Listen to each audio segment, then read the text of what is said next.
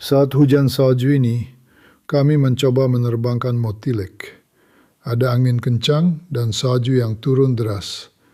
Itu adalah situasi yang sangat baik dan tepat untuk menguji bagaimana ia akan berperilaku dalam kondisi tersebut. Namun tidak semuanya memuaskan, bisa dikatakan begitu. Jadi sekarang kami telah merekam log dan menganalisis apa yang memengaruhi apa. Kendali dilakukan melalui saluran radio. Optik tidak diaktifkan. Semua yang ada di atas media ini telah dikembangkan dan diproduksi di Sofilmash. Kecuali bagian-bagian ini, kami sebenarnya sudah siap untuk memproduksinya sendiri, namun belum diproduksi. Bagian yang ini ada dalam rakitan, dan bagian yang ini. Semua yang lainnya di sini adalah milik kami. Perkakas dan peralatan produksi sudah tersedia. Saat ini sedang disiapkan area pengecatan untuk cat bubuk. Area thermal dan stamping semuanya sudah ada. Semuanya sudah lengkap tersedia. Sekarang mari kita lihat bagian elektroniknya. Ini adalah sebuah controller. Controller ini untuk angle grinder. Fiberglass. Papan sirkuit cetak. Perusahaan Resonit, tetangga kami. Orang-orang yang luar biasa. Kami sudah lama bekerja sama dengan mereka, dan mereka layak mendapat penghargaan. Kerja yang baik menghasilkan hasil yang baik. Radiator ini adalah desain dan pengembangan kami sendiri, dan ekstrusinya diproduksi di Rusia. Komponen dasarnya memang berasal dari luar negeri. Ini adalah produk impor. Dan sayangnya itu bukan kesalahan kami. Meskipun begitu, semua yang ada dan terlihat di sini adalah hasil karya dan milik kami sendiri. Perangkat lunak yang mengendalikan perangkat kecil ini juga merupakan pengembangan kami sendiri. Instruksi Presiden, apakah kami melaksanakannya? Ya, kami melaksanakannya. Inilah perangkat kecil yang kami miliki, sebuah gadget tersendiri. Lihat ini, ada papan sirkuit di sini juga, semuanya diproduksi oleh Resonit. Untuk kelengkapan komponennya, itu dikerjakan oleh pihak Tiongkok. Pengembangannya milik kami, skema rangkaiannya milik kami, perangkat lunaknya pun sepenuhnya milik kami sendiri. Yang dimaksud di sini adalah Sofilmash. Ini adalah produk Sofilmash. Diproduksi langsung di sini.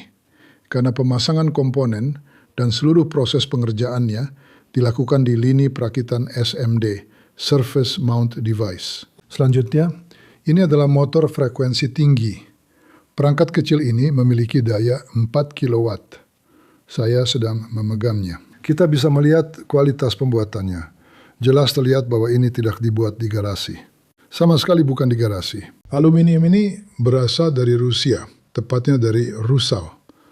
Proses ekstrusinya pun juga dilakukan di dalam negeri, di Rusia. Baja listrik dari Novolipetsk Metallurgical Combine. Proses rolling dan stamping dilakukan di sini. Paket juga di sini. Tembaga pun dari Rusia.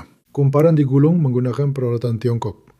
Pembentukan dan pemasukan juga menggunakan peralatan dari Tiongkok. Insulasi alur dipasang menggunakan mesin hasil rancangan dan produksi kami sendiri. Inilah motor tersebut. Saya sengaja menunjukkannya tanpa penutup dan tanpa rotor. Rotornya sudah kalian lihat di episode sebelumnya. Semua komponen berasal dari Rusia. Kami juga memiliki satu desain lagi, yaitu motor yang dapat ditanam. Dasarnya hampir sama dengan yang sebelumnya. Panjang paket di sini bisa mulai dari 30 mm hingga 70 mm. Pada unit ini panjangnya 40 mm. Di sini sebelumnya terpasang kipas dari Tiongkok. Sekarang kipas produksi kami sendiri yang kini dipasang di tempat tersebut. Ini adalah cetakan injeksi yang baru tiba. Beberapa hari lalu ada masalah dengannya, namun kami sudah berhasil menjalankannya. Semuanya diproduksi di sini, tepat di Sofilmash. Lokalisasi 100%, dan bahan bakunya pun dari Rusia. Plastik untuk angle grinder ini, dokumentasi lengkap, gambar teknis, semuanya. Benar-benar semuanya dikembangkan dan diproduksi di sini. Tampilannya akan terlihat seperti ini ketika controller sudah terpasang di dalamnya. Di bagian bawah terdapat kapasitor dan tempat untuk pemasangannya. Semua ini dibuat oleh kami sendiri. Sekarang ada satu hal lagi seperti ini. Oh, ini adalah stator untuk Motilek. Dulu kami membubut dan memproses. Sekarang kami memecor. Ini hasil pengecoran. Di sini waktu prosesnya memakan sekitar 2,5 menit, setelah itu dibiarkan mendingin. Waktu mendinginnya sendiri bisa berlangsung lebih lama. Yang terpenting adalah berapa banyak waktu yang dihabiskan untuk proses teknologi. Barang yang ada di gudang tidak menjadi lebih mahal hanya karena disimpan di sana. Yang utama adalah tenaga kerja. Tenaga kerja yang dicurahkan ke sini. Kami tidak lagi harus membubut selama 28 jam, lalu memotong alur pasak, membuat alur pasak, memotong pasak, dan kemudian mempresnya. Dan juga selongsongnya.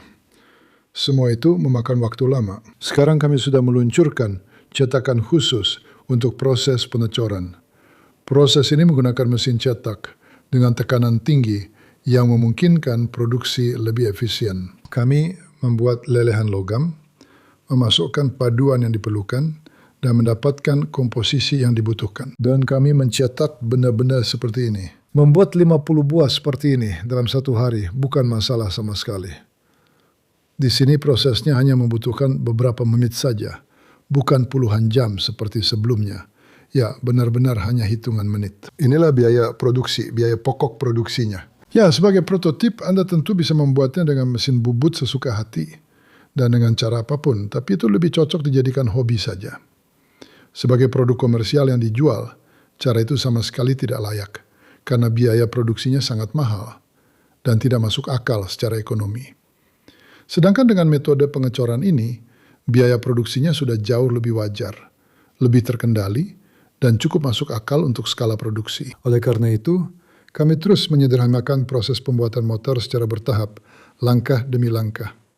Kami mengurangi waktu yang dibutuhkan dan menekan biaya produksi. Namun setiap langkah seperti itu membutuhkan perkakas dan peralatan khusus.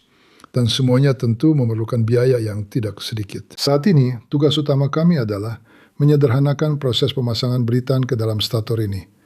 Untuk itu, perlu dibuat perkakas khusus serta pemandu khusus yang nantinya akan membantu menggerakkan dan mengarahkan kawat selama proses penarikan belitan berlangsung. Sebelumnya kami membelinya dari Cina, tapi sekarang akan kami buat sendiri di sini, karena pihak Cina tidak mampu menyelesaikan tugas tersebut. Satu hal lagi yang perlu disampaikan, bagian baja yang digunakan adalah produk Rusia, paduan aluminium adalah produk Rusia, baja elektroteknik juga Rusia, bagian pres, segmen-segmennya, semuanya dibuat di sini dari pita baja, 100% dibuat di sini di Rusia, dari bahan baku dalam negeri Rusia sendiri. Semua instruksi Presiden telah dilaksanakan. Dilaksanakan dengan tenang, tanpa kemewahan, tanpa program khusus, tanpa slogan-slogan. Ya, kami mengerjakannya. Sudah didengar. Komponen-komponen ini pun akan kami kuasai dalam produksi kami. Saat ini kami sudah memiliki semua yang diperlukan dalam jumlah cukup untuk memulai produksi. Semuanya tersedia dan semuanya berfungsi dengan baik. Dan pada dasarnya, secara keseluruhan, seluruh angle grinder akan diproduksi di sini, kecuali bantalan dan komponen elektronik dasar.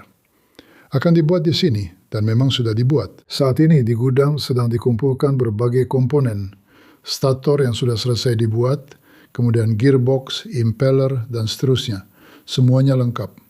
Proses perakitan sudah berjalan.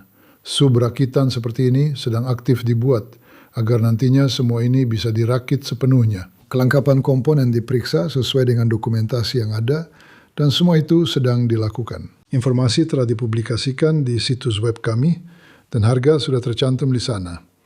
34.982 rubel termasuk PPN.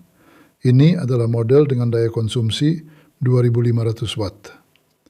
Model ini tentu saja memiliki nilai efisiensi, putaran, serta torsinya sendiri. Namun saya ingin menekankan bahwa kami telah melakukan perbandingan, memotong secara bersamaan dengan satu angle grinder dan angle grinder lainnya.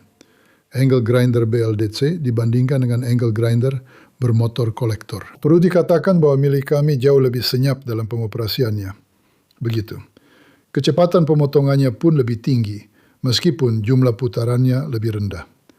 Kami bahkan sudah memahami dengan jelas mengapa hal ini bisa terjadi. Kami sengaja tidak menaikkan keputaran yang lebih tinggi, karena sudah jelas bahwa jika menggunakan penggerak BLDC dan kamu tidak menaikkan putarannya, maka kamu tidak akan mendapatkan daya, akan sangat buruk. Jadi karena putarannya Dan pada dasarnya, kami telah melakukan perbandingan. Daya konsumsi penggerak BLDC lainnya adalah 3.500 watt dari jaringan, sedangkan milik kami 2.500 watt yang terpakai. Namun ternyata milik kami memotong lebih cepat. Betapapun paradoksalnya hal ini terdengar, betapapun anehnya, tapi memang begitu.